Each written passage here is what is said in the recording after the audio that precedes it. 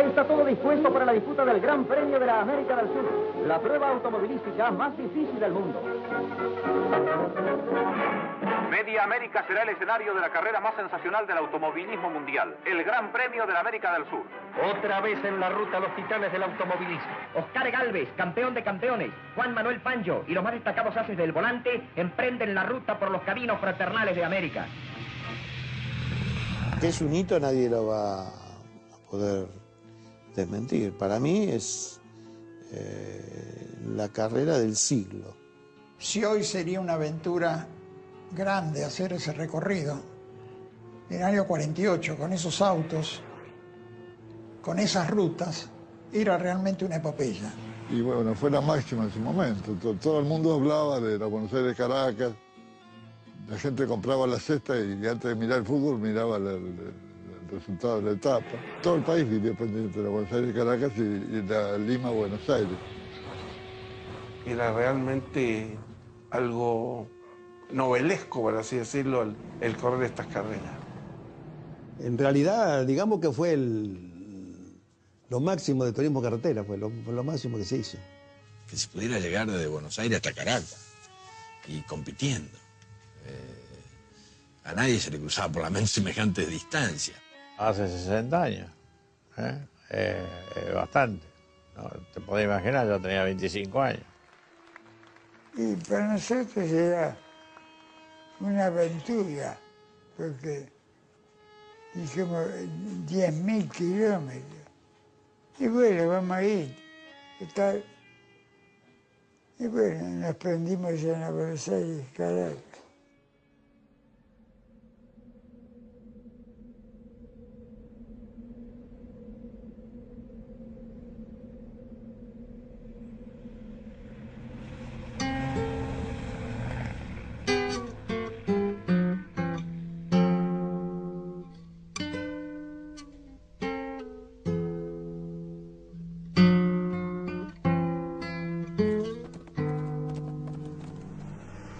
La Buenos Aires-Caracas, evidentemente que fue toda una gran aventura, muy bien organizada dentro de las posibilidades por el Automóvil Club Argentino. Y eso se podía hacer únicamente con una institución como esta, en esa época. Era imposible de otra manera o que lo haga otra organización.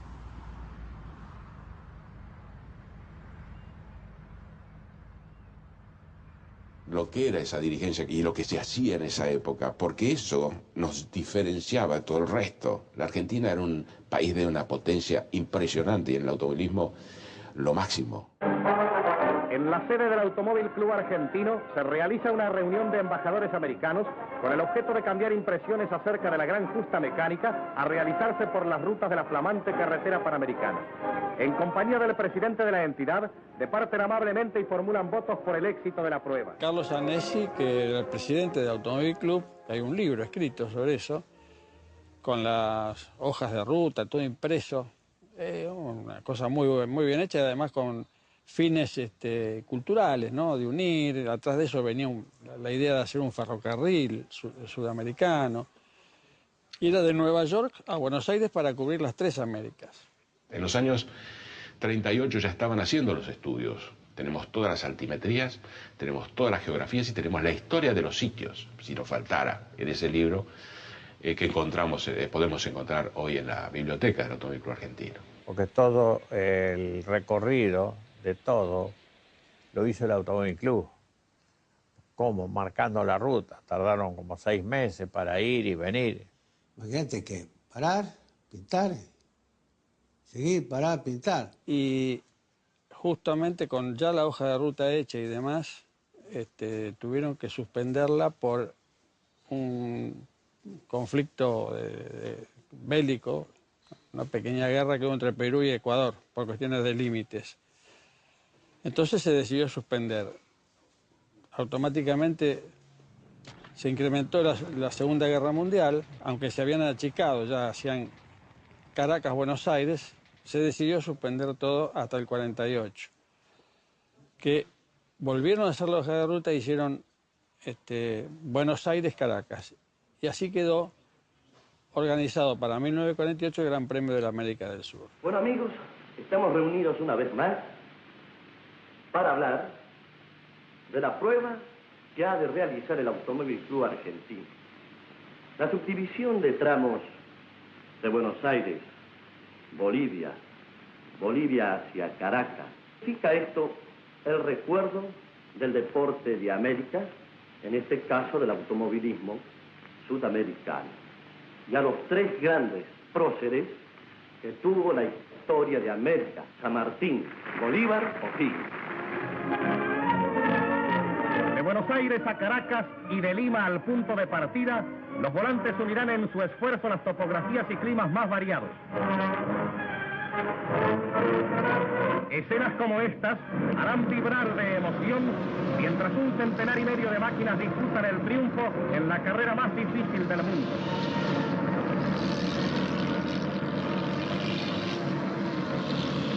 Estamos en el preciso momento en que el ferrocarril se dé paso a la gran construcción de autopistas. Todavía no hay las grandes autopistas, la Panamericana está comenzando, el tramo argentino creo que se comienza a construir por esa época, de modo que también la existencia del gobierno peronista es una fuerte apuesta del Estado a una idea que es tradicional de todos los gobiernos que hacen apelaciones de masas. El deporte abre caminos para la tecnología, para la industria. Para presenciar las alternativas del Gran Premio Internacional de Automovilismo, llegan el presidente de la República y su señora esposa, siendo objeto de cariñosas manifestaciones del público. Perón era un deportista, pero no del automovilismo exactamente. Pero le gustaban los medios mecánicos, le gustaba el automóvil, evidentemente lo veía como parte de la simbolización de la industria en un Estado nacional fuerte, ¿no? Estos son viajes que preanuncian la industria de pavimentación, del combustible.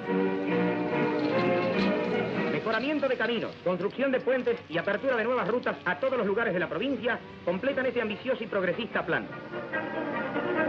Otra de las grandes manifestaciones del progreso de la Argentina, con la elevada visión de un gobierno que persigue la prosperidad constante del país.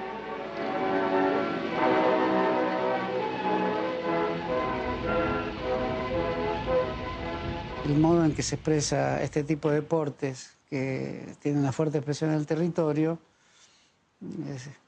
siempre se sirve para reflexionar sobre de qué modo el Estado plantea la salud pública, plantea la idea de competencia, la idea de felicidad pública. A medianoche en Núñez se larga la carrera de automóviles más difícil del mundo entero. Para ellos era un desafío. Y eso es lo más importante que tiene esa época del automovilismo. Era todo descubrir, todo hacer. O sea, no había nada hecho, había que hacerlo todo. Coche a la vista 5 kilómetros antes del control. Por eso tiene mucha importancia, por los sacrificios que se han hecho. Y sacrificios inclusive en vidas humanas también, ¿no es cierto? El gran campeón Oscar Gálvez está a punto para otra gran hazaña.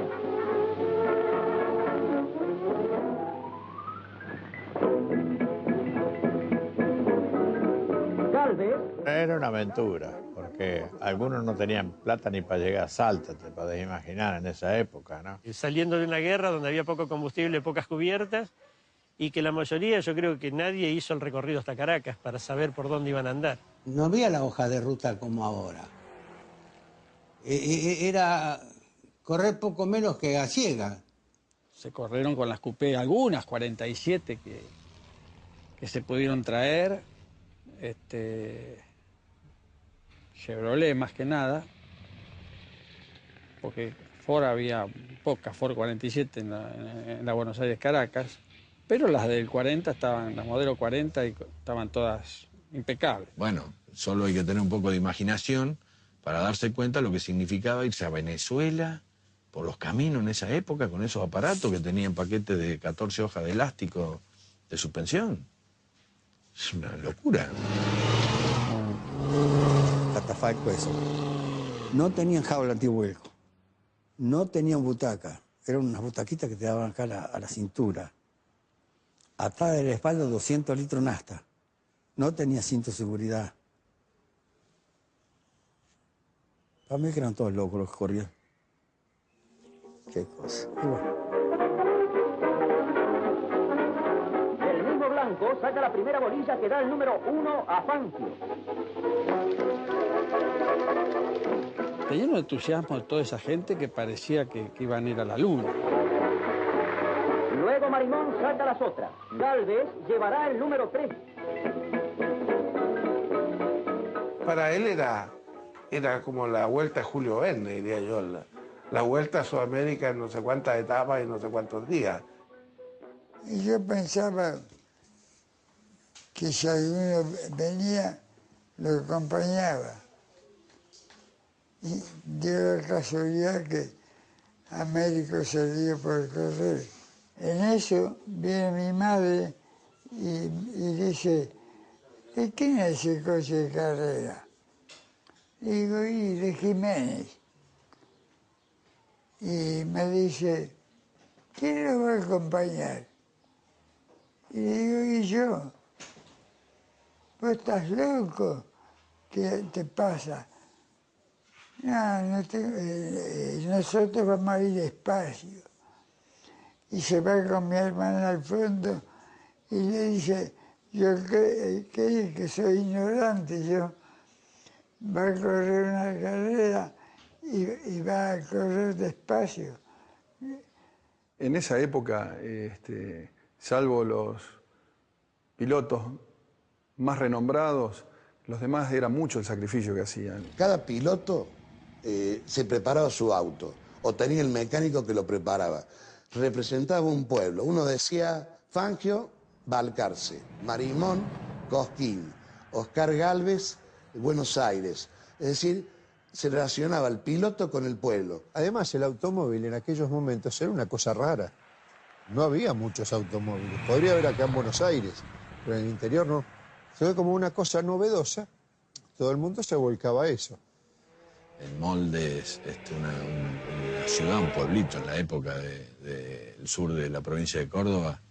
Cuentan que los fines de semana, los domingos, el viejo, para divertir un poco a la gente, volcaba un forá que tenía. Y se juntaba la gente en la plaza, como siempre, y bueno, lo hacían volcar. Le decían, a ver, Ricardo, volcalo. Entonces él iba hasta la ruta y venía a fondo, y cuando llegaba a la plaza doblaba todo y lo volcaba así lentamente. En el Guadal, en la época no había asfalto, por supuesto. Así que ya desde esa época le decían el loco Rizzati. Fangio lo recordaba, cuando él en Balcarce preparaba el auto, los muchachos del pueblo habían hecho una tribunita. Mientras uno se daba mate y otro hacía el asado, venía un acordeonista y acompañaba a Fangio y al mecánico trabajando en el auto de carrera. Eso era común en aquel tiempo.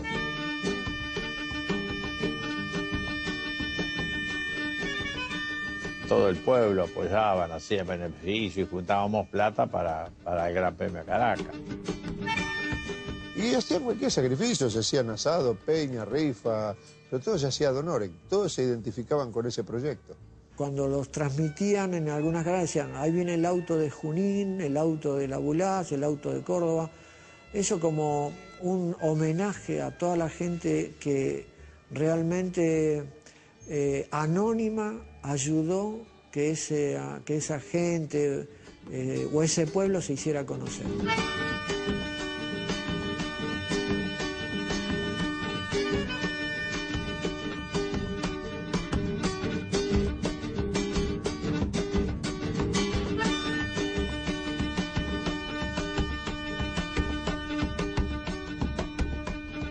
Bueno, en aquella época yo tendría cerca de 10 años y sí sabía a través de mi madre que por mucho tiempo el papá se iba a ausentar de la casa. Siempre decía que Dios me ayudara a poder terminar etapa por etapa hasta llegar a la hermosa Venezuela. Caracas, dijo. En la mente está, por ejemplo, cuando era muy chiquito y cuando Ernesto Petrini se iba a largar el Gran Premio. Me acuerdo que todos los vecinos en la tapa de lona, con lápiz, le deseábamos suerte y demás. Y de ahí se iba a Libertador y se largaba el Gran Premio. Eso fue una locura, fue largarse a lo que saliera. La mayoría la largaba sin plata, sin nada. Tipos que salieron por ahí como si dijimos, vamos a Salta, nos ponemos 100 pesos cada uno en el bolsillo. Hoy, ¿a dónde llegás? Y los tipos se habían puesto lo mínimo y después, qué sé yo. Altas autoridades de la nación dando la salida así, la bienvenida a los corredores que de otros puntos del país, como así también del exterior, se han formalizado en su inscripción para participar en el más grande certamen de la América del Sur. Yo tengo la impresión que en gran medida él pudo participar con la ayuda del gobierno argentino, que financió la carrera, la Fundación Eva Duarte de Perón y de Domingo Perón, hicieron un aporte muy importante para llevar esta caravana de autos por Sudamérica. Y me imagino que la amistad personal que él tenía con ambos le permitió, lo subvencionó en alguna medida para poder correr. Y Yacimientos Petrolíferos Fiscales, YPF, puso toda la nafta que los corredores iban a necesitar a disposición de ellos gratis. Entonces es digno de mencionarlo.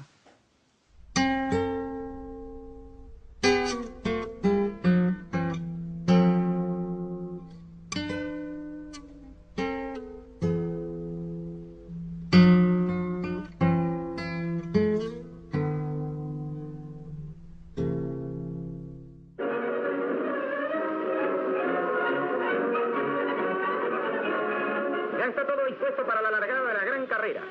Todo el Buenos Aires que no se podía pasar. No se podía pasar. A muchos les molestaba muchísimo. Y bueno, y andaban los milicos a caballo, estaba soto con la gente. Porque si no, no íbamos a largar. 100 y pico de autos. Estaba, qué sé yo, 3 horas, 4 horas. Con intervalos de segundos, corredores latinoamericanos emprenden la marcha hasta Caracas, en una competición que ha renovado las energías, habilidad y patriotismo para vencer obstáculos muchas veces insalvables. Sí, recuerdo que fuimos con mis padres y unos compañeros de colegio, estaba en segundo año yo, y fuimos a la largada a las 12 de la noche. En el Automóvil Club, en la Avenida Libertador, ese año por primera vez me tomé una pastilla Altemín para quedarme toda la noche y anotar en un cuaderno todos los pasos hasta el 15. Todos pasos, porque mi padre tenía el número 15. Todo paso por paso. Ya se está disputando el Gran Premio de la América del Sur. La Gran Buenos Aires-Caracas. 14 etapas, 14 jornadas. Se acercan a Oscar unos hinchas que le dicen que se iban a parar antes de Pilar y que habían jugado un asado a mano de Oscar contra los hinchas de Fangio, a que en Pilar iba a cruzar primero Oscar que Fangio. Fangio largaba en ese momento adelante, largaba con el 1. Y Oscar, con su forma tan gesticular de moverse y de decir, les dice, listo, yo llego primero. Dirigiendo el Gran Premio Automovilístico de la América del Sur, Oscar Gálvez, campeón de campeones, Juan Manuel Fangio y los más destacados haces del volante emprenden la ruta por los caminos fraternales de América. Acá deberían haber corrido 7 kilómetros de la largada y ya iban a matarse. Y tanto fue así la desesperación de Oscar que en una vuelta de acá se fue una zanja. Dice que la gente le agarró el auto y se lo puso arriba del camino otra vez. De los hinchas, de la desesperación, decía, ¿cómo se va a quedar Oscar acá a 5 kilómetros de la largada?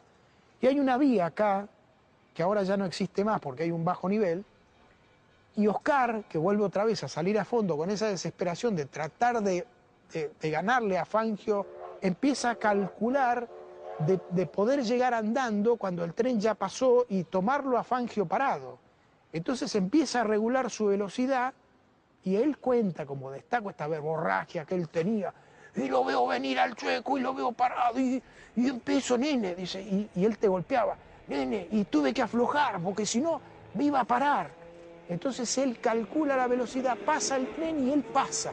Y Fangio, entre que arranca, sale atrás y desencadenan esos pocos kilómetros hasta Pilar una lucha a muerte y consigue ese logro que le agradecieron los hinchas toda la vida de haber conseguido ese asado. Los oyentes consignar que lamentablemente ya se ha producido el primer abandono, la primera deserción de esta competencia y que se produce a escasos 3 kilómetros del punto de partida, que fue frente a la sede social y central del Automóvil Club Argentino en la avenida Alvear 2750 de la capital federal.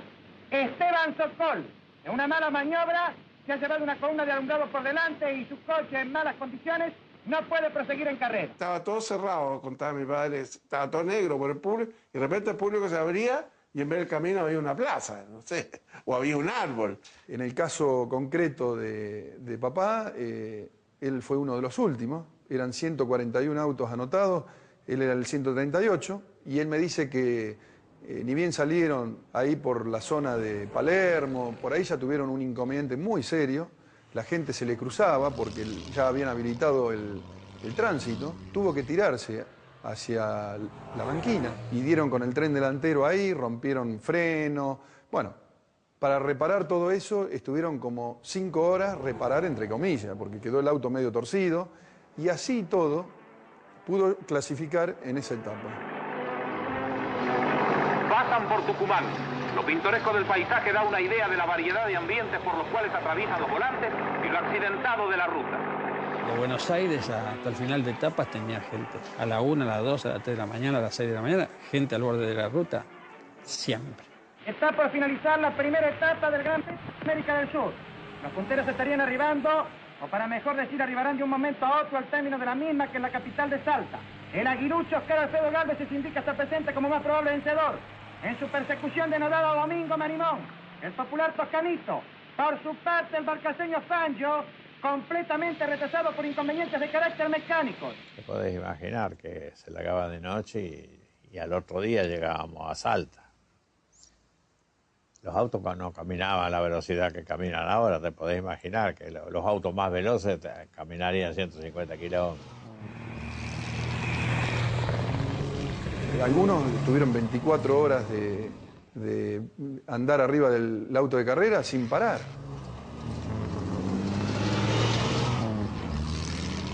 Pero la de Gálvez, mierda. Para la primera etapa, marcar 125, eran 1.600 kilómetros. Y marcó 125 kilómetros de velocidad. Es una fantasía. Yo a veces invito a modernamente decir, vamos a subir un auto en Buenos Aires, vamos a ir hasta Tucumán, a ver qué promedio podemos hacer. Por supuesto que no podés parar, no podés nada, tenés que hacer, todo siempre marchando. Y en esto eran los secretos que tenían los Gálvez y el Chueco y todo esto. Hasta sus necesidades se hacían arriba. Gálvez entra primero a la ciudad.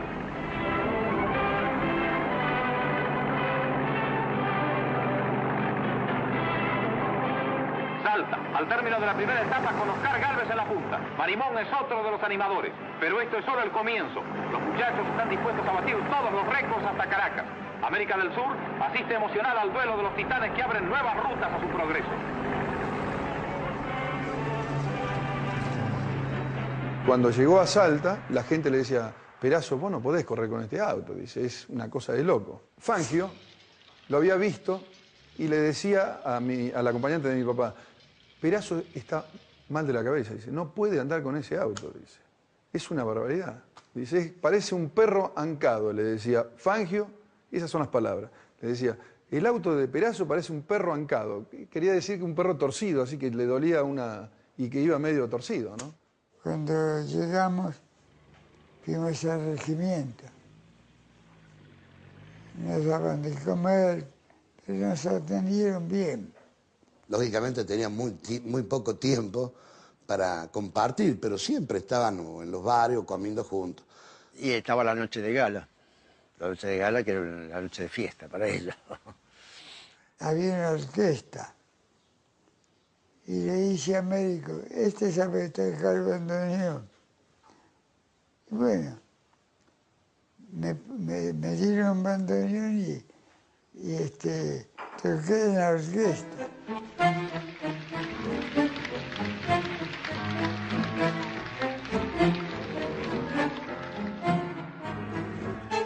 Por lo general estaban todos juntos. Y el turismo carretera era una familia.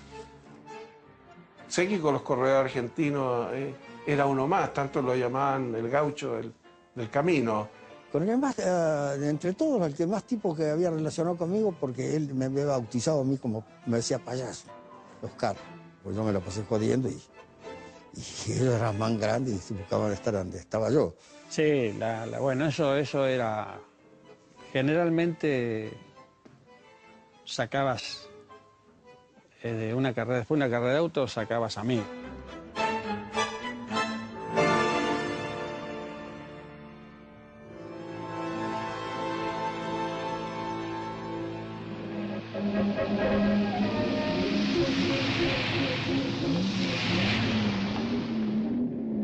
A partir de esta primera etapa, ya la segunda etapa lo tienen en la general a Oscar y Juan en primero y segundo lugar.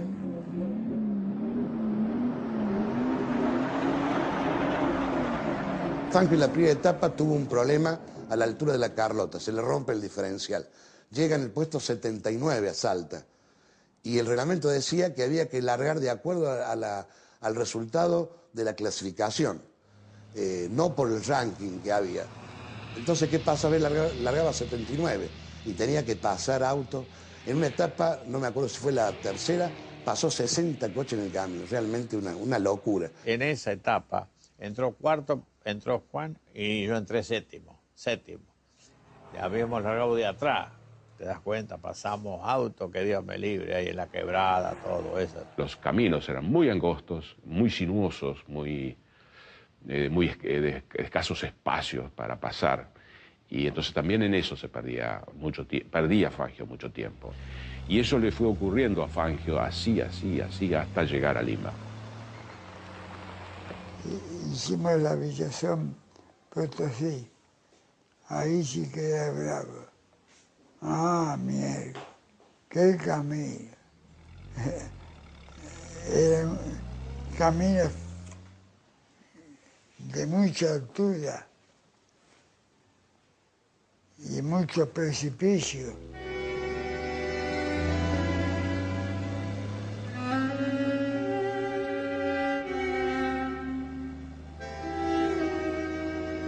Creo que fue en Camargo, la localidad donde fue ese accidente. En un lugar que miramos nosotros, que se escape acá, chao. Estaba allá abajo como no se veía el río, y un río bastante grande, y no se veía.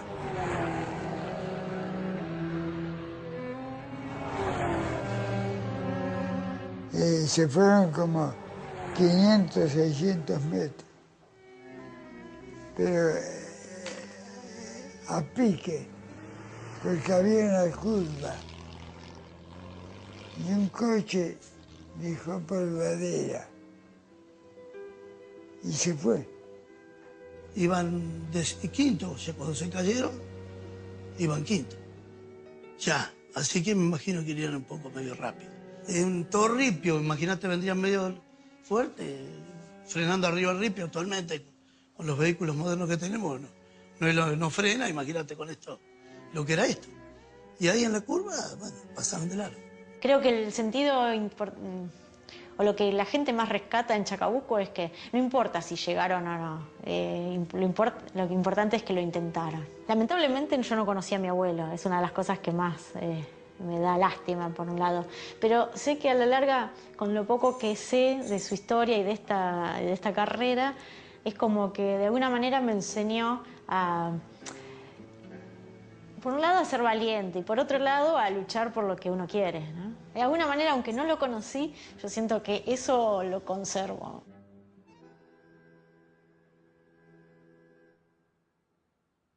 Cumplidas 4 etapas hasta el momento del cierre de esta edición, Oscar Gálvez, el magnífico campeón argentino, se clasifica ganador de 3 de ellas y primero absoluto en la clasificación general.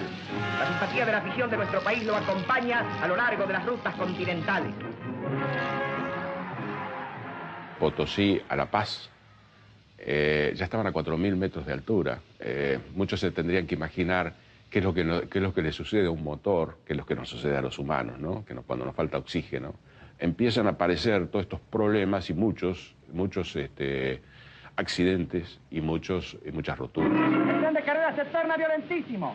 Los punteros van cuidando su posición de privilegio, mientras que en este caso los retrasados por inconvenientes mecánicos u otras causas tratan de recuperar tiempo perdido. Esta gente eran mecánicos y de los buenos. O sea, las carreras exigían aparte tener ese tipo de conocimientos. Claro, como diríamos en el fútbol, los pilotos, los copilotos tenían que patear el córner y después ir a cabecearlo. O sea, tenían que hacer de todo. Y si no entendían de mecánica, literalmente no podían correr. En los Chevrolet trabajaban en forma conjunta Fangio, Marimón, Duale, los acompañantes y Marsilla. Por lo que yo entendí de esa carrera, Marimón estaba por abandonar. Y Fangio no sé si se le cruzó. Era cosa de no dormir ni nada, te das cuenta. Así que se trabajaba día y noche. Todos trabajos que por ahí, si uno se los impone o quieres hacerlo, podés estar un día trabajando y no sé si lo lográs. Y ellos lo hacían en horas, a veces en menos de una hora. Todos enchastrados, engrasados. Entonces trataban de higienizarse y descansar el máximo tiempo posible porque en la próxima etapa iba a ser igual o peor.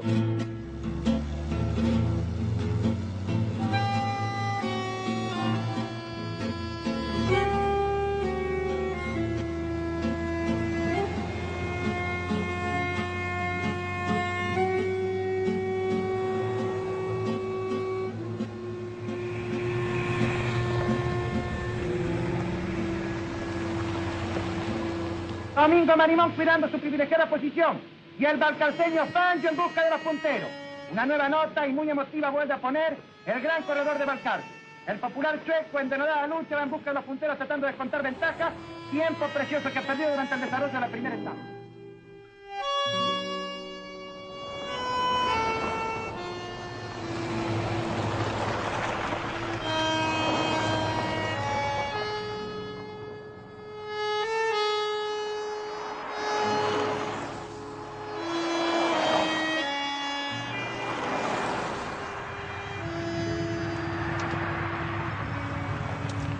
Muchos de ellos ya habían quedado en el camino sin auxilio, sin nada, porque nadie los podía ayudar. El dinero se les había terminado.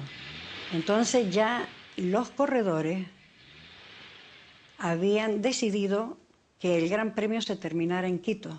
Era imposible ir a Caracas así. En Lima tuvimos 3 días, pero habían 10 con plata como para seguir. Hubo tipos que han vendido el auto y se han vuelto, porque no tenían plata para arreglarlo. Le daban por ahí 1.000 pesos y con eso se pagaban el pasaje de vuelta y se volvían. Perón había mandado un avión en el 48, mandó un avión con una valija, con plata, con moneda argentina que en ese momento valía, y empezó a dar. Ya sabían quiénes podían y quiénes no, ¿no? Cuando ellos estaban desayunando, les dieron la noticia. El telegrama que mandó Perón, si mal no recuerdo, decía: páguese a todos los pilotos intervenientes en este Gran Premio todos los gastos, sin tener en cuenta la nacionalidad de cada uno. Firmado Juan Domingo Perón. Pero hasta ahí nosotros, hasta Perú, que faltó la plata. Nadie llevaba inscripción de Perón, ni de Argentina, ni cosas raras. Y de ahí sí, pues, todo bien pintadito. Bueno, viva Perón, viva esto, viva acá, Perón cumple, Perón... El asunto había que seguir. Entonces, la inscripción, creo que casi todo. Un solo corredor me parece que no lo puso. Y Marsilla no le puso nada. Lo bancaban la gente de Junín. Marsilla, Juan Galvez, Bojanic, Marimón y Aprey para largar en el... Y después nos largaron de noche porque nos iban a dejar un día más para ver para ordenar, para seguir. Pero hubo un golpe de Estado. Entonces por eso nos largaron de noche. Eso fue otra complicación extra, que tuvieron que largar de noche algunas etapas por el problema del golpe de Estado que había en Perú, ¿no? Y bueno, eran los problemas que había en aquella época en América del Sur, que son casi los mismos que tenemos ahora, ¿no? no ha cambiado mucho. Tensión en Perú. Fuertes presiones de algunos sectores económicos del país.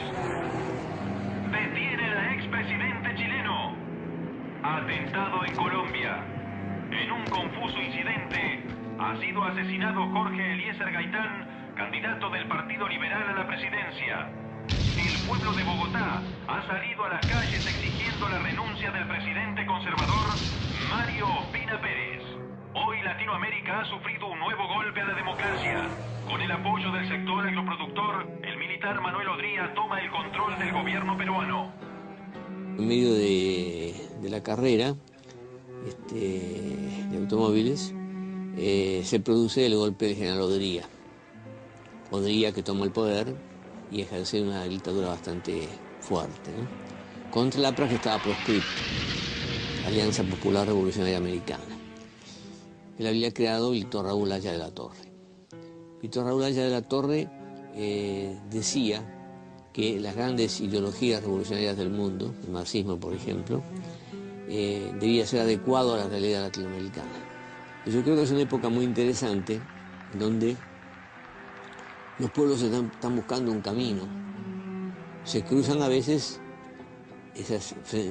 las oligarquías que generalmente se han preocupado, en algunos países, no en todos, pero en algunos países se han ocupado de controlar a la fuerza militar.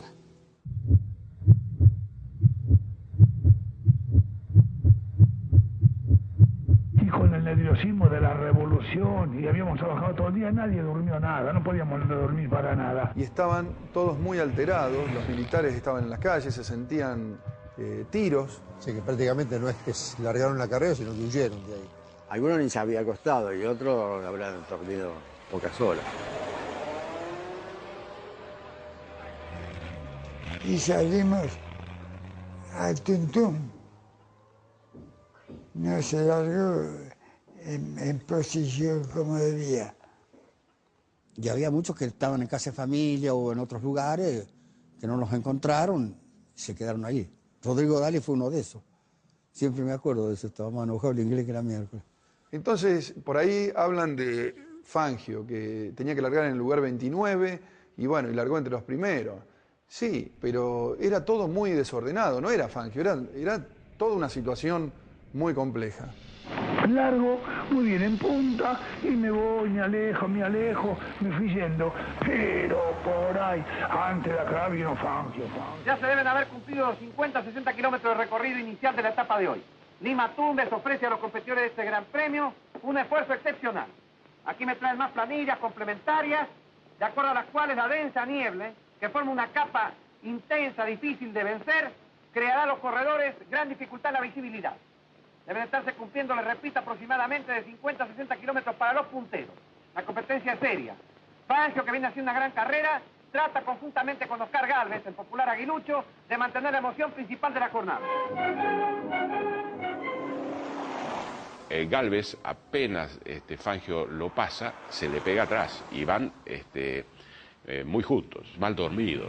Tanto es así que venía aturdido, que él pasa a Trujillo y no se reabastece de 415, 420 kilómetros de Lima hacia el norte. Sigue pretendiendo llegar a algún lugar donde le puedan dar combustible y tiene en Huanchasco, a pocos kilómetros de ahí, el accidente, este grave accidente, el primero de su historia.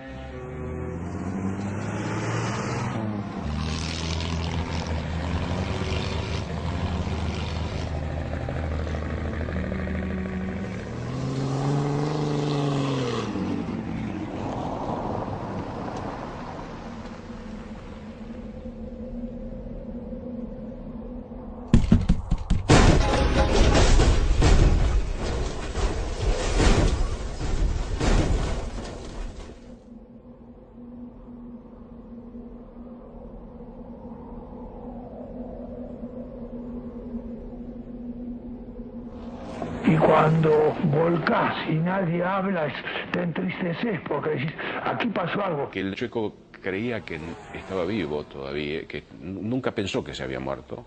Él le notó algo hundido en la nuca, decía, hay un golpe en el pecho, le pareció. Pero no imaginó lo más grave. las montañas del Perú, Fangio se enfrenta con la adversidad. Urrutia, su acompañante, pierde allí la vida. Cuando se imaginaban los que escuchábamos por radio, de que era una montaña, se desbarrancaron, como se desbarrancaron en el 40 los hermanos Gálvez, 200 metros. No, esto no le ocurrió a Fangio.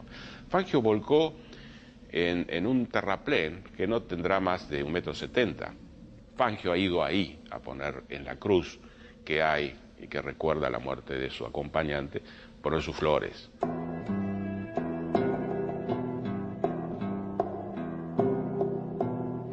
Calcular que esto era neblina y de noche. ¿Y qué ocurre? Había una curva a la izquierda y las casas seguían. Y acá era un gran baldío impresionante con 2 metros de desnivel. Y Fangio, cuando se quiso acordar, era demasiado tarde. Pegó el golpe de volante, le mordió la rueda trasera a la banquina y se fue y empezó a tumbar y lo despidió a Urrutia. Y tuvo el golpe en la cabeza, que al final fue lo que lo mató, ¿no? Y Oscar vuelca sobre el mismo lado también, porque es una maniobra muy parecida, porque venían pegados casi. Oscar Gálvez se metió en un cañaveral viniendo detrás, pero no tuvo nada que ver. Es más, trató de auxiliarlo a Fangio, en ese momento no se dieron cuenta que había muerto Daniel Urrutia. Pasan algunos corredores, pasa Juancito Gálvez, pasan 2 corredores más, pero el que realmente lo para en el camino es Eusebio Marcilla, que lo lleva. ¿Qué importa la etapa? No podría recibir un premio sabiendo que he dejado un compañero en el camino. Vamos. Vamos.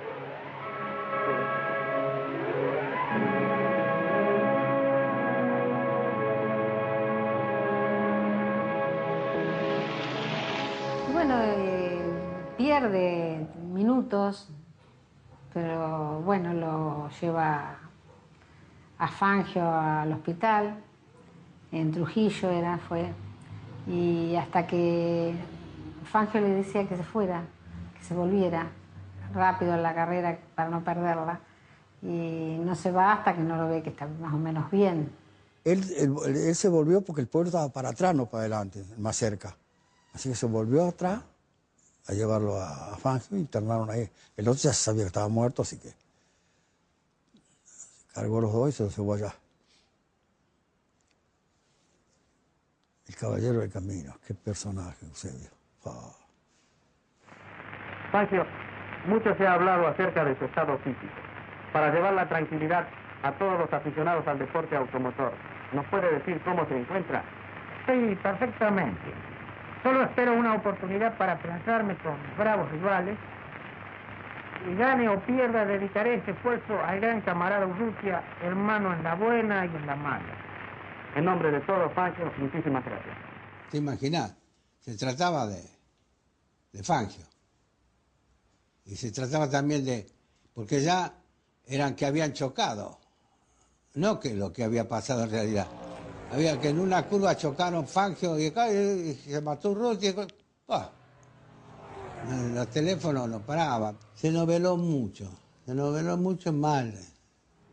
Y bueno, como las noticias buenas no pasa nada, pero las malas producen interés, ¿no? La gente es mala, no le gustan las cosas buenas.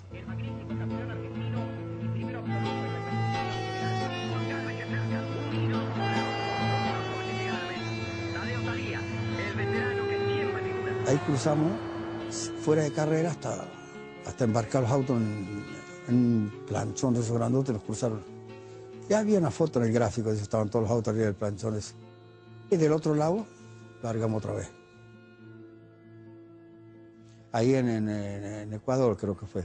Abrieron una picada en una selva para que hiciéramos la carrera nosotros más fácil, un tramo que no me acuerdo qué era, ni te cuento, ¿no? Yo me había conseguido una gorrita de un tipo que me la regaló, era una gorrita marinera esa, ¿viste? Los tipo pirata de esa. Me la había puesto el pañuelo hasta acá. Cuando me saqué la gorrita, acá donde me refregaba, estaba en carne viva. Porque agarramos esos pozos que habían sacado plantas y estaban polvo de arena ahí. Cuando caía el auto, lo tapaba el auto. esos tramos, unos tramos, varios tramos de eso había. Mucho improvisado, era mucho improvisado. Aquí en este caso son peripecias donde está la selva, donde están estas rutas polvorientas, está la parrilla de esos automóviles que parecen quillas de viejos veleros del siglo XIX. O sea que todo eso es muy, muy atractivo. Para mí es atractivo recordarlo como lo escuché en la radio de fines de los 40, cuando yo era chico. En el Automóvil Club Argentino todo es febril actividad. Desde allí se sigue metro a metro y minuto a minuto el Gran Premio Internacional de Automovilismo.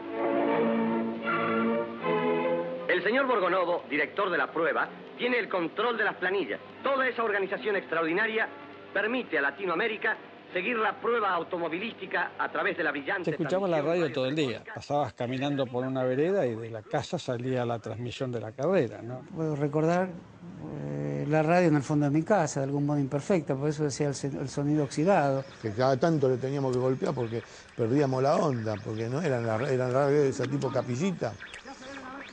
Teníamos la antena atada a la soga de donde mi vieja colgaba la ropa para que agarre mejor. Yo en mi caso escuchaba que quería que ganara Gálvez a toda costa porque era mi ídolo en ese momento, ¿no?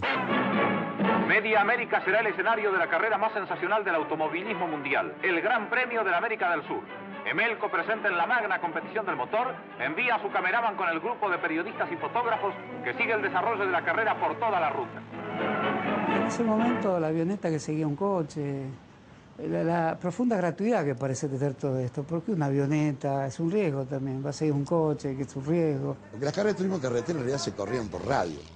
Si no hubiera radio, sería muy triste para un espectador ver un auto que pasa, al rato pasa otro y no se sabe.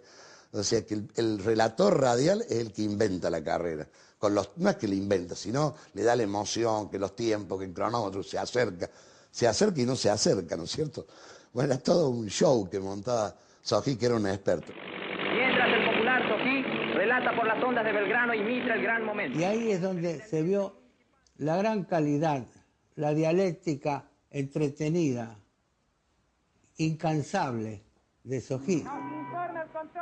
Porque Sojí, para decir que había pasado Fangio por Trujillo, empezaba a hablar de Pizarro, empezaba a hablar de los descendientes inca, hasta el fundador de Trujillo, y dice, a propósito, pasó Fangio. Escuchar a los periodistas de antes era una cosa impresionante, la poesía que le ponían a los relatos. También lo recuerdo cuando era chico, poner la radio y escuchar a Sojit era un mundo de tranquilidad, pero eso significaba la familia, el domingo, el abuelo, Perón, el Estado Nacional. Atento al avión, ahí viene el aguilucho, Oscar Alfredo Gálvez, ahí viene el aguilucho, pasó Perón, cumple, vite, dignifica, mercante, realiza. Vivencias no son cosas que las invento, las tengo tan mentalizadas. Yo creo que es una de las epopeyas de la radiotelefonía.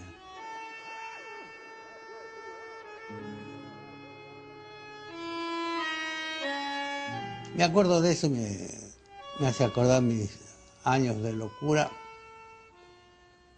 y las cosas que se hacían en la radio era terrible. Lo de la Buenos Aires-Caracas no se le ha dado el valor técnico, profesional y periodístico que se merece.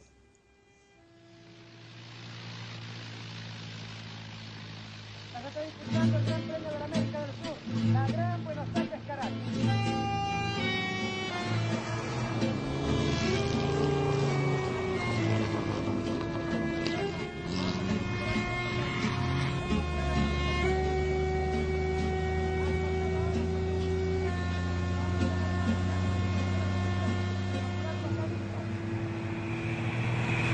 Llegamos a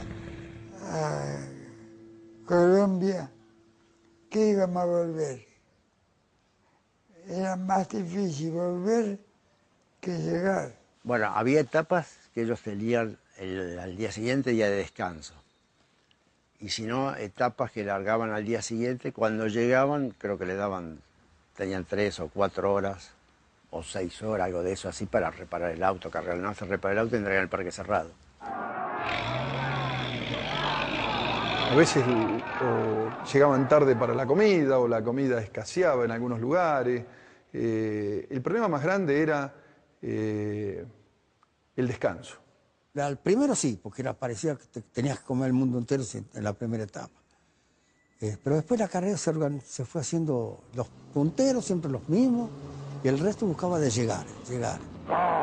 Todos decían así, yo quiero llegar, no veían pobre la hora de llegar. Para mí no, para mí tenía una carrera nueva. Para mí bajaba la bandera y le daba como un león todo el día. Cuando llegamos nos dieron 8 horas para reparar y perdí agua del caño de escape izquierdo. Digo, voy a cerrar la tapa para ver si es la Junta. Y no era la Junta. Tenía 2 rajaduras en el bloque. Y agarré y tiré la llave. Y el coche de Oscar estaba enfrente. Me dice, ¿qué te pasa, Petizo? Y no podemos seguir. ¿Cómo no podemos seguir? Las carreras no se abandonan nunca, me dijo. Aunque sean 3 ruedas, tenés que andar. Y nos tiramos a llegar de cualquier forma. Tiene mucho más mérito ellos que los que llegaban antes, muchas veces. Llegar de cualquier manera, aunque sea empujando el auto, llegan. No, el asunto era llegar y dar la vuelta. Por eso lo dijo Fangio una vez. No es cuestión de llegar primero, sino saber llegar. Y en una parte de Venezuela entramos a subir.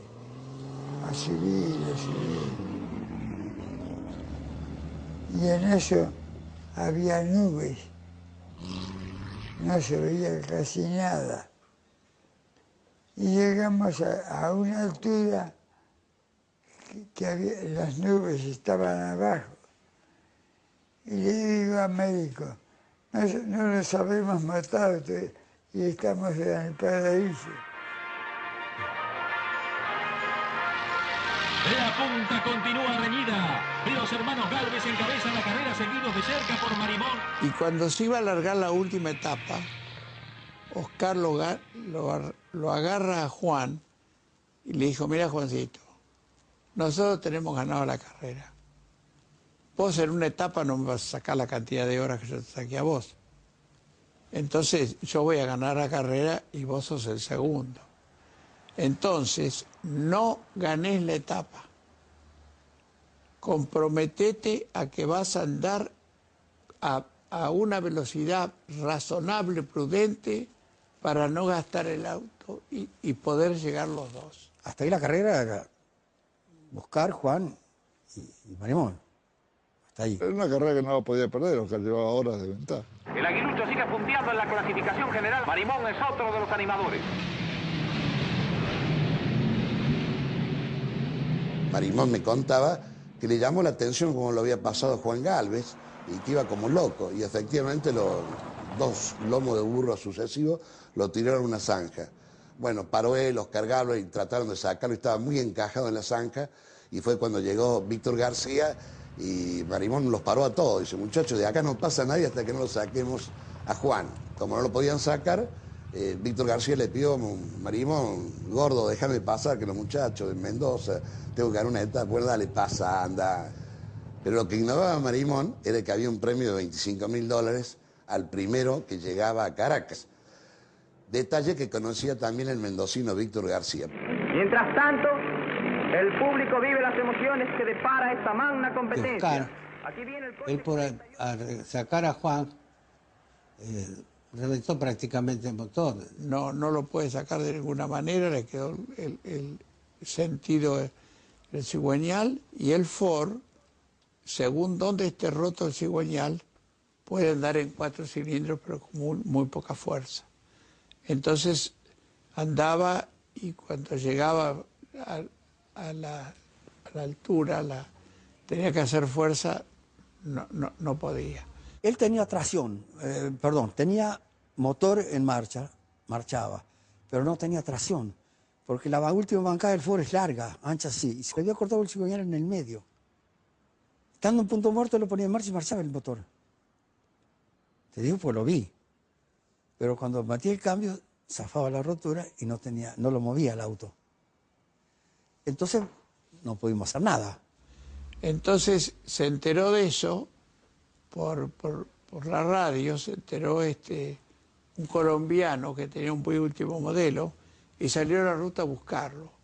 Lo salió a buscar, lo agarró y lo remolcó hasta llegar a Caracas. Oscar Gálvez hizo todo, se hizo remolcar, incluso trató de llegar con el envión porque había una bajada en la zona de llegada. Claro, mientras estaba el camino así, no había problema, lo empujaba, lo largaba. Y cuando fuimos llegando a Caracas, primero había así, después, como Córdoba, estaba la ciudad abajo. El buque empezó a hervir.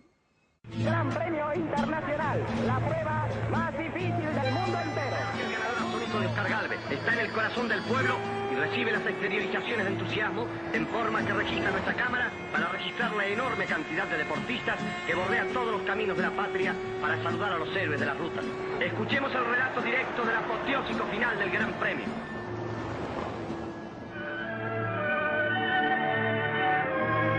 Sensacional primicia del noticiario panamericano recibida por avión. En medio de un indescriptible entusiasmo popular, llega a su término en Caracas el primer tramo del Gran Premio Automovilístico de la América del Sur.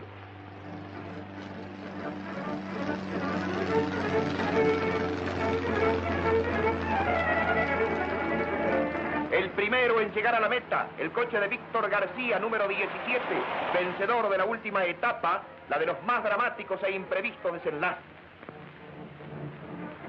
Marimón, con el número 12, se acerca al punto de llegada. El bravo corredor de Cosquín, favorecido por la suerte en el último tramo, saca partido de la situación y gana la carrera según el veredicto de los jueces. Lógicamente había que esperar más de 2 horas y media hasta que llegara Oscar Gálvez, que era la ventaja que le llevaba prácticamente a Marimón. Y bueno, hubo todo ese problema de la descalificación y ahí se entera Marimón comiendo en la casa del concesionario General Motors de Caracas de que había sido el ganador. Recordemos que Oscar le llevaba 2 horas y media a papá y 5 horas a Marimón. O sea, había mucho tiempo para organizar cómo llegar a esa etapa. Si podía o no ser empujado, si podía o no llegar, cruzar la meta andando. Este hecho de que terminan el Gran Premio con el auto sin funcionar, que Oscar permite que se lo lleve la gente, que Oscar no puede impedir que la gente se lo lleve y que Oscar desaparece. El comisario deportivo que le dice al acompañante, mire, los tengo que desclasificar porque cruzaron la meta con el auto sin funcionar. Y el acompañante corre, pone el auto en marcha porque con el cigüeñal roto y todo, el auto andaba. Da la vuelta y vuelve a cruzar otra vez, suponiendo que al cruzar la meta con el auto andando, estaba subsanado el problema de no cruzar la meta andando. Y el comisario deportivo le dice, no, pero no está Oscar. Faltaban todavía 15 minutos para que Oscar perdiera la carrera en mano de Marimón, o sea, todavía había tiempo. Oscar no apareció nunca lo encontraron. La gente se lo llevó y no apareció nunca. Y entre tanto, sigue la apasionada controversia popular. ¿Ganó Marimón o Gálvez, el sensacional aguilucho que pulverizó todos los récords? Digamos, Oscar, por varios motivos, no había cumplido con lo prescripto. Fue denunciado inclusive por un avión nuestro que decía que estaba siendo remolcado. O sea, el avión lo deschavó diciendo que había sido remolcado cuando estaba prohibido, ¿no? Y Oscar protestó muchísimo, no actuó bien porque él sabía que lo habían empujado, sabía que no tenía que... Además el buey fundió también y después le reclamó la compostura. Me acuerdo de la discusión, Oscar y Marimón, en el Automóvil Club de Venezuela. Estaba yo presente. Y Oscar me decía, payaso, ¿viste que es mía la carrera? Sí, le digo, te la mereces vos, pero digo, él primero vos no llegaste, no está en condición el auto. Te llegaron empujando, ¿qué querés que le haga?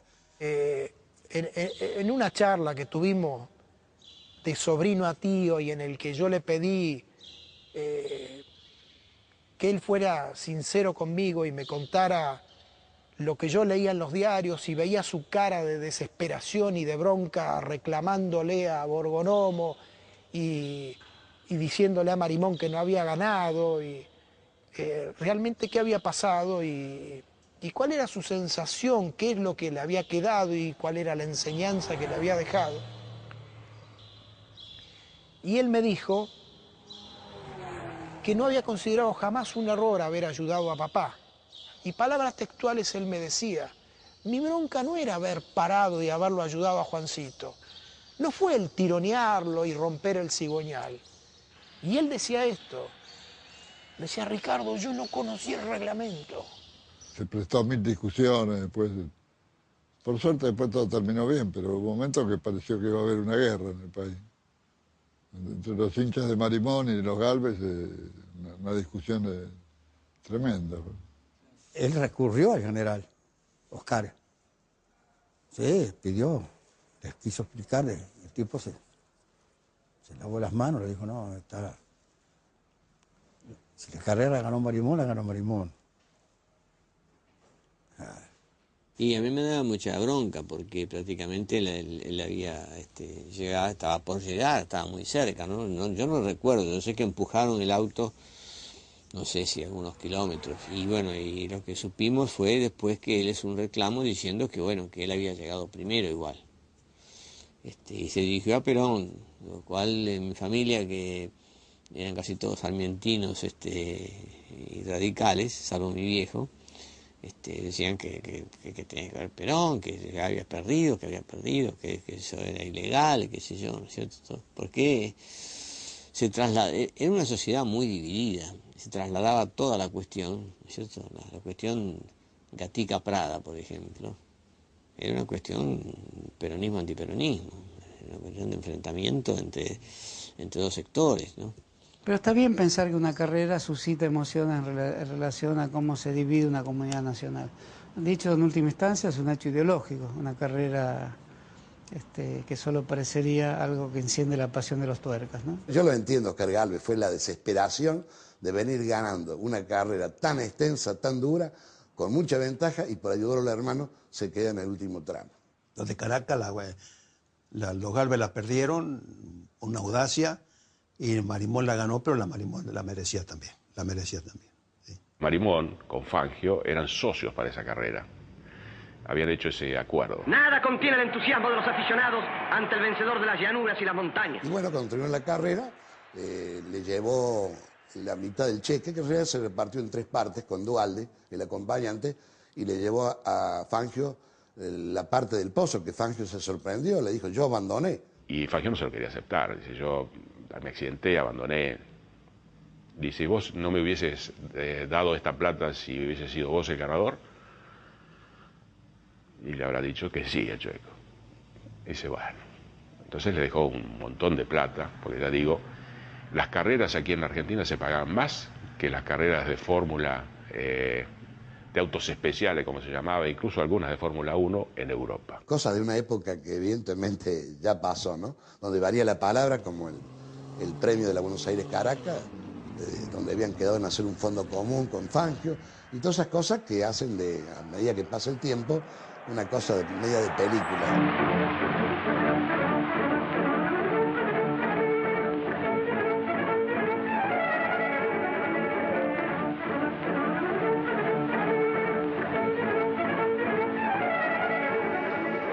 De Eusebio Marcilla llega a Caracas después de un impresionante tren de carrera y de extraordinaria regularidad en el esfuerzo.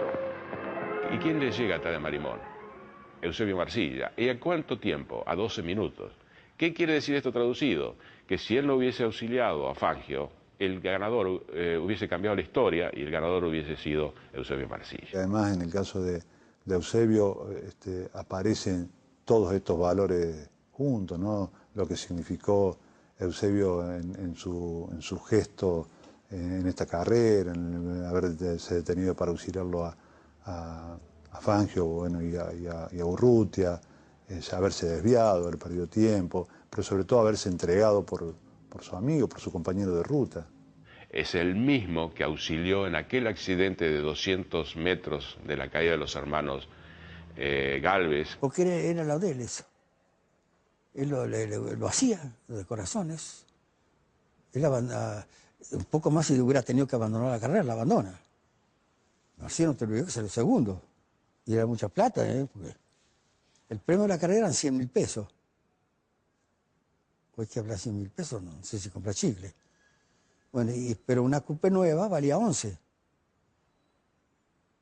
Era un premio. Yo no sé cuánto habrá perdido Marsilla en hacer ese gesto que le valió ser denominado el Caballero del Camino. Pero sí sé que la ida a Caracas la perdió por 13 minutos.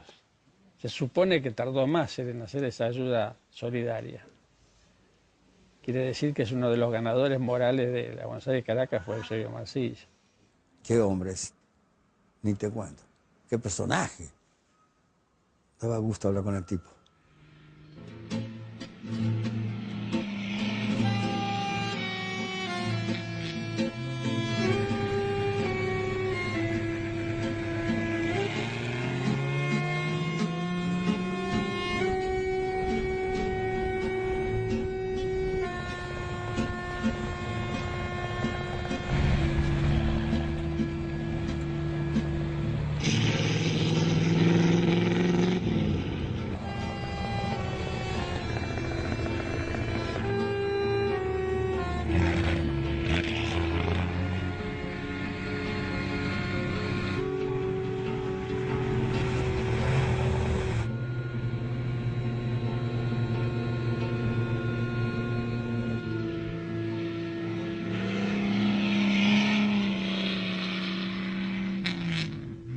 Que se me disculpe si soy atrevido. No estoy hablando de un héroe de una batalla épica, ni de los que clásicamente nos enseñan en la escuela. Pero hay cierta heroicidad en lo que ellos hacían. Sacando de lado todo lo que pueda, todas las connotaciones que pueda tener en cuanto al nivel de riesgo y todo eso, creo que es una patriada muy grande, muy importante, que había que ser muy corajudo para hacerla. Imaginarse que en esa época pasaban 50, 60, 80, 100 autos por esos pueblitos que no pasaba nada en todo el año, realmente es conmocionante, ¿no? Todo el mundo se trasladaba a la ruta para ver esos autos pasar y nunca más los veía. Todo un pueblo esperando eso. O sea, yo creo que el turismo de carretera unió a todo un pueblo, ¿no? Como el argentino. Y creo que ese sentimiento no es solo de los que participaron, de los que tienen un vínculo filial o directo, sino de la sociedad, que esto es lo que yo decía, del que cuando era chiquito lo llevó el padre, la vio pasar, la escuchó por radio, estaba en el campo, en la radio está a batería, en los tractores, bueno, todas estas cientos y cientos de historias que durante los años uno ha escuchado. Toda esa gran comunidad, enorme comunidad, está en vínculo.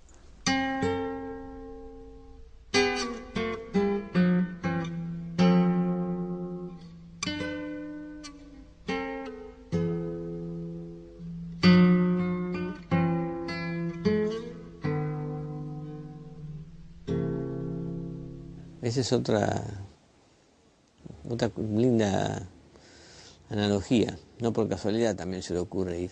Hay un mundo posible a extraer de ahí. La vida popular de esa época imaginaba un tipo de elaboración basada en la justicia, en una sociedad más vivible, en una consideración sobre la relación entre el hombre, la técnica y la naturaleza más manuable. Es buscar el hombre nuevo, es decir, el hombre que se libere, no solo que la cuestión, en eso el Chelo decía claramente, la cuestión no es solo darle de comer a la gente, no es solo sobre el problema alimenticio, es que la gente se sienta persona, se sienta protagonista. Entonces es probable que esta carrera, en fin, muchos años después, tomada hoy, signifique eso en la imaginación pública, ¿no? Pero de todas maneras forma parte de un lindísimo mito, porque es un mito que evoca palabras que tienen su revalorización evidente: Caracas, automóviles, las rutas. Es un proceso de avance popular que a veces, bueno, la historia son júbilos y son sollozos. Los pueblos,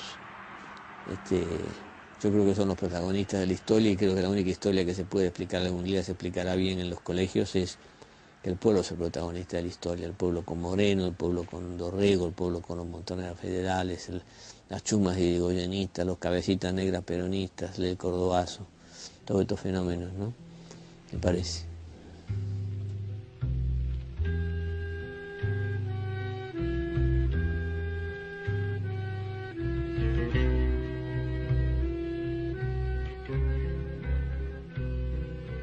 En Caracas estuvieron varios días ellos, por cuanto no se resolvía bien si ellos iban a volver, los corredores, por mar o lo iban a hacer de nuevo en la ruta. Al punto que en la propia llegada había, en ese momento, recién se descubre en estado de conciencia cuál era la dificultad para volver.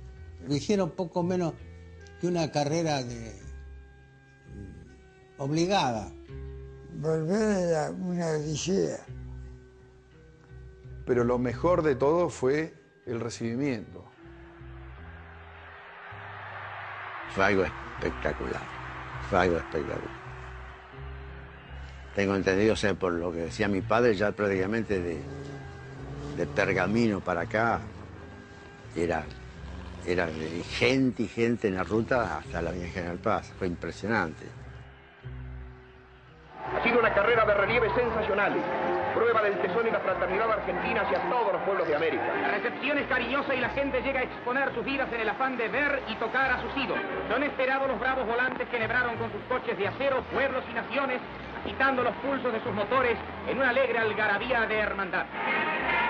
Evoquemos en medio del júbilo a los que quedaron en el camino, a los que dieron su sangre por el progreso en los campos fraternos de la paz.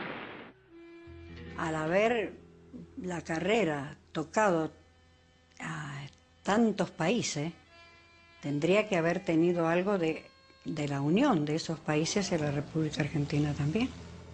Uno anda ahí dando vueltas entre la gente, algunos dicen, esta gente, el hijo de los hermanos argentinos, dicen. Ellos, por eso te digo, eso le ha hecho una marca al pueblo. No atraviesa solo estados y naciones. Atraviesa, digamos, territorios que podríamos pensar previos a las naciones, anteriores al trazado de las fronteras nacionales. Eso es interesante y eso revela un punto de confraternidad muy grande también. Yo creo que esta manifestación en el plano del deporte forma parte de su concepción. El propio país es la América Latina en su conjunto. Nosotros trabajamos primero para la República Argentina, después para el continente americano y luego para los otros pueblos de la tierra. Y lo he dicho porque eso es lo que quiere mi pueblo. ¿Sí o no? Además son las patrias chicas, que el imperialismo quiere patrias chicas, dividir para reinar, ¿no? Pero que el asunto es conformar una patria grande, que Bolívar quiso hacerlo en 1826 en el Istmo de Panamá y no pudo. Después dijo aquella frase famosa, hemos arado en el mar. ¿Quiere o no quiere el pueblo argentino que ayudemos a que se realice la unión de todos los pueblos americanos? ¡Viva la unión de todos los pueblos americanos! ¡Viva la patria!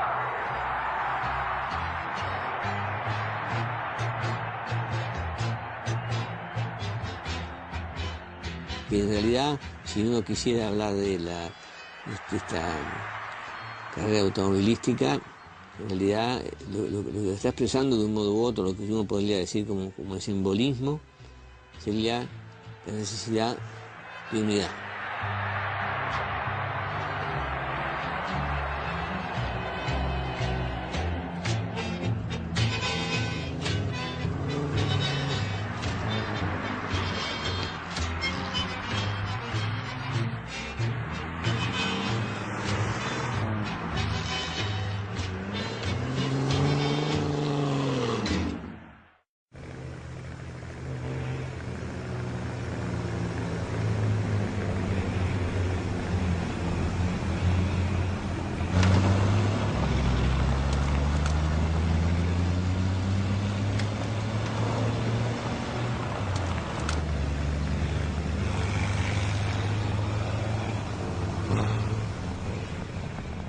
La Argentina tiene una historia maravillosa, ¿viste?, del automovilismo.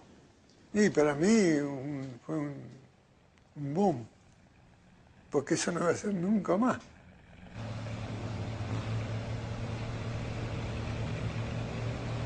Yo no sé si estos 100 años que me quedan me voy a olvidar. Se va a hacer difícil. Pero bueno, si se hace voy de vuelta.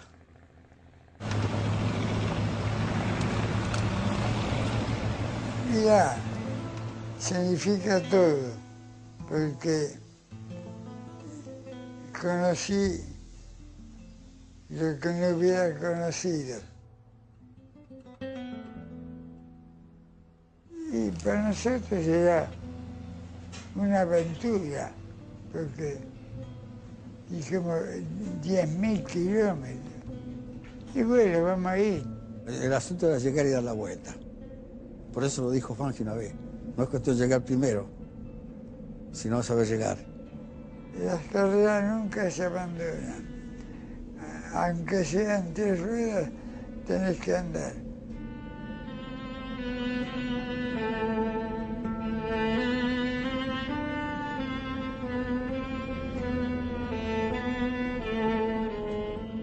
Había gente que nos venía a saludar y el honor de ser argentino, venían a saludarnos a nosotros y ponían el letrero que decían arriba los Che, arriba los Che.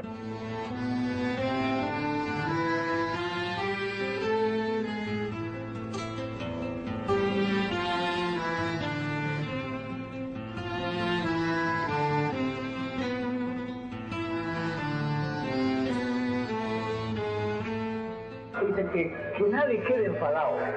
Y aconsejo como siento que el hombre vale por él, lo de afuera es comprado. Por plata queda junto a unos 300 cordilleras, porque la vida butera aquel que se cree muy grande se pone al lado de los Andes y es un enano cualquiera.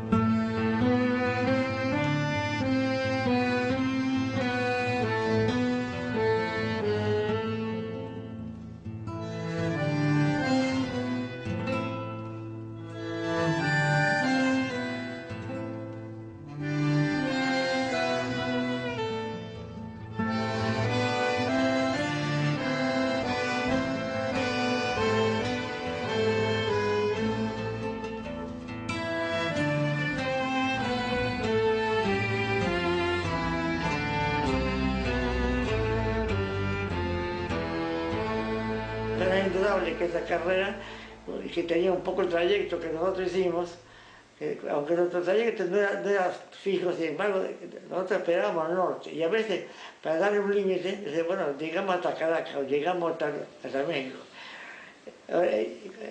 Es muy importante el hecho de que al haber hecho eso, haberse ejecutado esa carrera, haber llegado a la gente, pues animar a nuestro entusiasmo por el viaje, que nunca faltó, pero siempre aquellas cosas que confirmaban la posibilidad de hacerlo, nos apoyábamos en eso.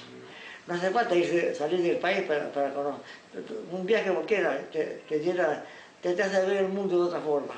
Y así que yo siempre a los jóvenes les aconsejo eso, que hagan del deporte un trabajo y del trabajo un deporte.